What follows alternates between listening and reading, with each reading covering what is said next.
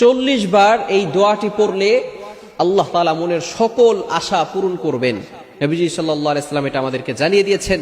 কিছু আমল রয়েছে, এই আমলটি করতে হবে ফজরের নামাজের সময়, ফজরের 2 রাকাত সুন্নতের পরে এবং ফরজের আগে মধ্যবর্তী সময়ে এই আমলটি করতে হবে। এই আমলটি করলে অনেক ফায়দা রয়েছে। যাদের ডাক আল্লাহ শুনেন না, অনেক বড় পেরেশানির ভিতরে আছেন, মাথায় ঋণের বোঝা, ঋণ পরিশোধ করতে পারেন না, মেয়ের বিয়ে হচ্ছে না, বিভিন্ন টেনশন মাথার ভিতরে, একের পর এক পাত্র এসে মেয়েকে দেখে যাচ্ছে কিন্তু কেউ পছন্দ করছে না, সব কথা ঠিকঠাক, যখনই বিয়ের দিকে অগ্রসর হয় তখনই বলে যে মেয়েকে আমরা পছন্দ করি না, আপনারা অন্য জায়গায় দেখেন। বিভিন্ন সমস্যার কারণে একজন মা বাবা ডিপ্রেশনের ভিতরে চলে যায়, মেয়ের বিয়ে হচ্ছে না।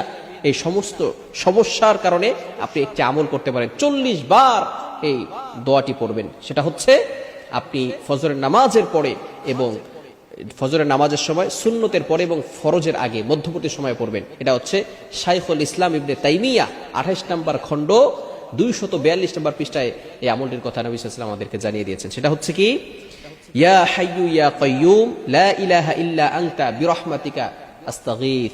এই ছোট্ট একটি দোয়া।